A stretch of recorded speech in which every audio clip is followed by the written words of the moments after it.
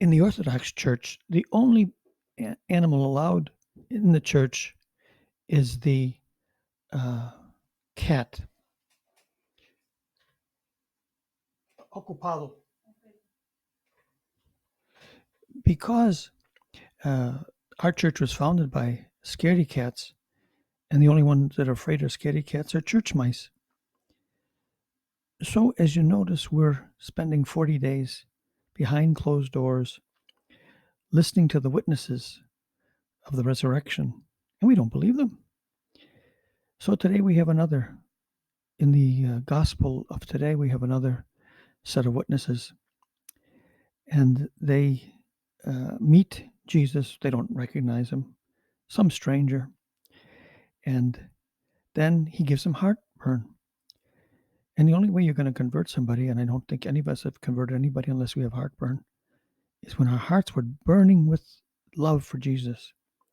So they, when he breaks the bread, when it becomes dark again, and it's always dark when Jesus leaves us, then all of a sudden they run back because they have the light. They don't need a night light. They have the light of their hearts of Jesus, and they go back to those cowards who are still fraidy cats, not changed into lions uh, in the dark rooms with the doors closed for fear of the Jews and fear of death.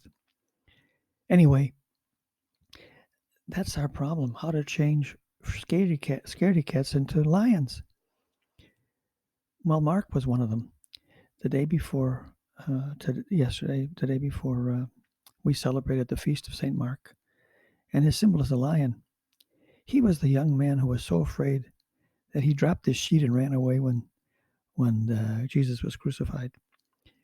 And now he's a lion, and he is dragged through the streets of Alexandria, a witness to the resurrection. We call him martyr in our language, but witness is good. And his blood runs through the streets of the city of Alexandria, which he is the founder of the faith in that city.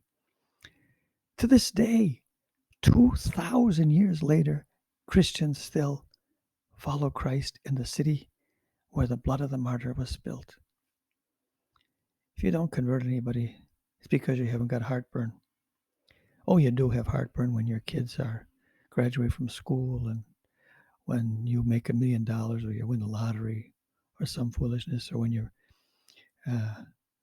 buy another big pair of shoes or some clothes. But think about it. We're living in the tombs like the pharaohs, putting all the important things in our safety deposit boxes, trying to smother ourselves with filled freezers and refrigerators, and yet we are still hungry for the words that come from the mouth of God. No heartburn, no Christ.